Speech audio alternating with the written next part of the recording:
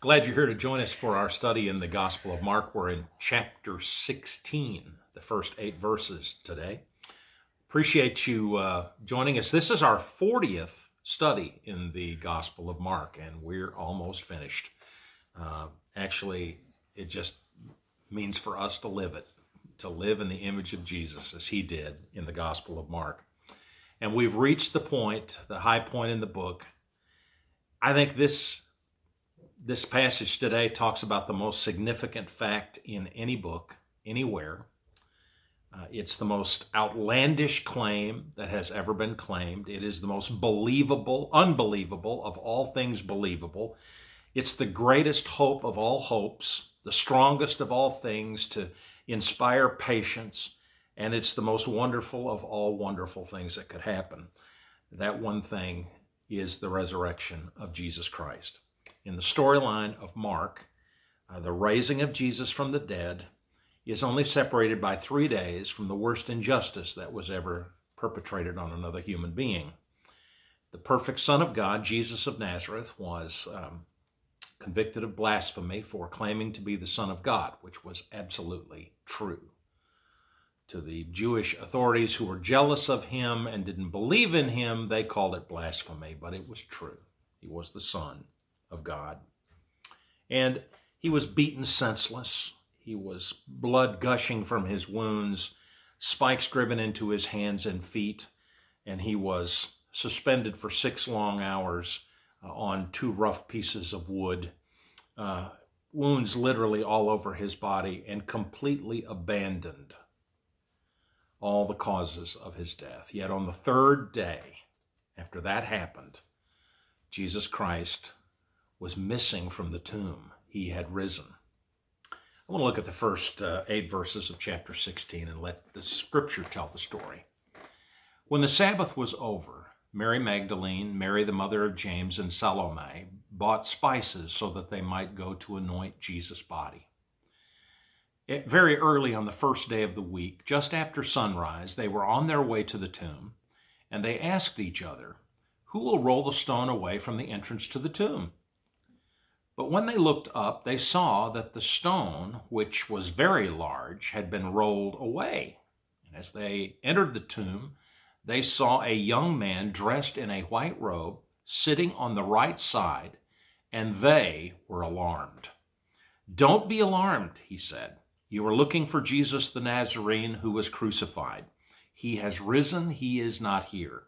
See the place where they laid him.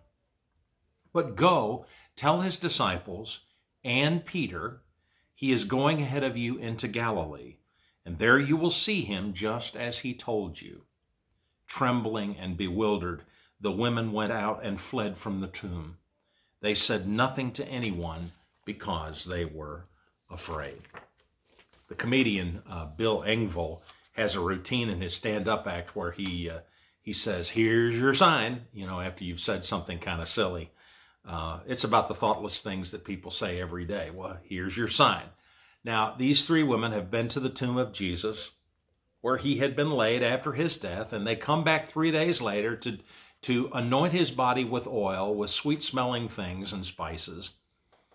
And they go, and he is missing. His body is not there. There's a white-robed man in the cave where Jesus was buried.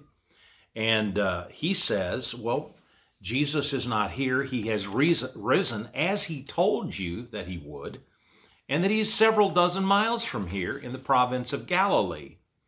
And at that moment, I can see Bill Engvall saying, "And here's your sign, ladies."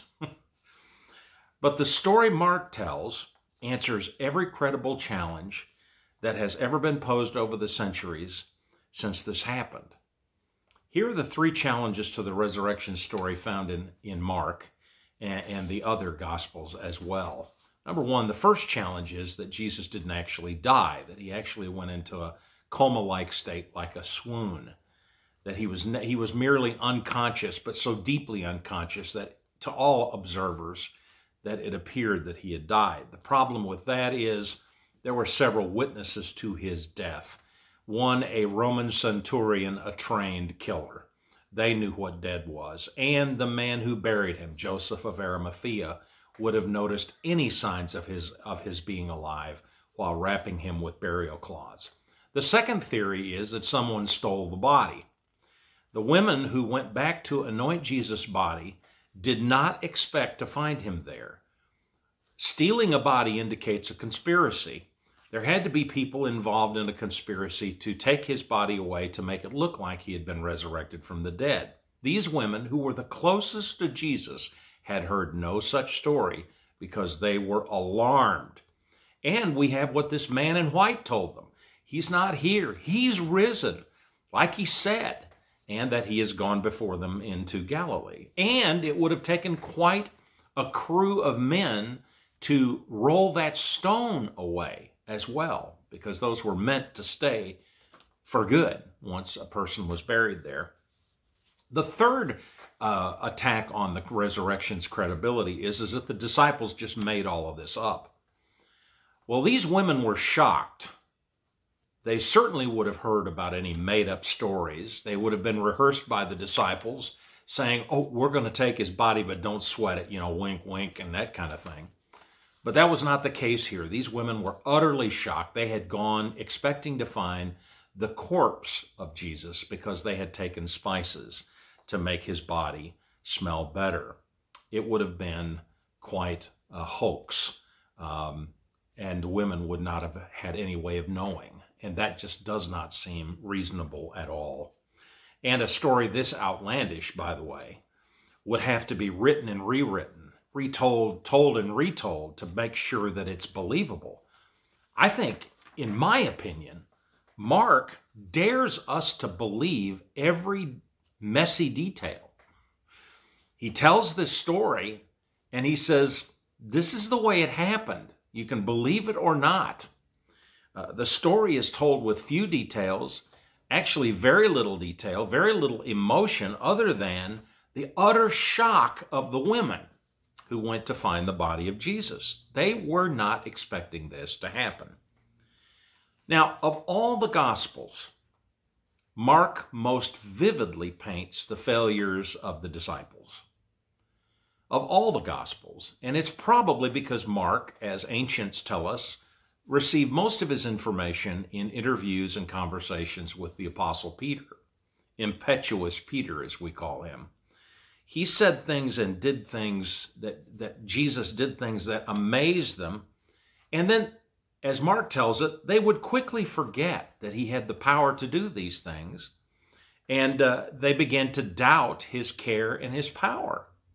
And when he told Peter that he was going to deny him 3 times, not once, not twice, 3 times, Peter said, no way. He denied it vehemently, said, hey, I would rather die than deny you 3 times, than to pretend that I don't know you. And yet, that is exactly what Peter did. He denied even knowing Jesus 3 times, once to a servant girl, once to a crowd of people around that servant girl who'd been saying that they had seen Peter with Jesus, and then to someone who was near to him, standing around, milling around, and Peter ended up cursing and swearing and denying that he had anything to do with Jesus at all.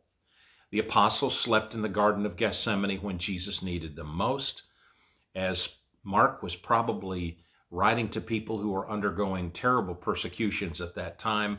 This failure on Peter's part and the apostles' part becomes an important part of the story. That failure is not the end of the story. That even the great Peter failed, as did all the other apostles. But the young men told the women in the tomb, be sure to tell the apostles and Peter that he's going to meet you in Galilee. Peter was singled out for love. Such remorse he must have felt. He cried bitterly that night, and his eyes and his conscience must have burned terribly. And Jesus wanted to see him. He was there to meet him. And the man said, you go tell the apostles and Peter that Jesus wants to see you up in Galilee. What a way to end our story. Our lives often consist of stumble after stumble. Peter's journey with Jesus had ended badly, and a part of it didn't work very well either, but it had really ended badly. He'd broken his solemn vow. He had proven that his faith was quite thin. Yet Jesus said, "You tell the apostles and Peter that I want to see him. I'll be in Galilee after I'm risen." And since Peter was likely the source of most of Mark's story of Jesus, it's no surprise that this little detail in what the man in the tomb said would have been recorded. You tell the apostles and Peter that I'll be there waiting for them. It was Peter's hope. The apostle who needed the most grace would receive it. And the disciples, the followers of Jesus, who need grace, even the worst among us, will receive it. That's the story of Mark 16, 1 through 8. We'll see you next time when we finish up the book. Thanks for joining us.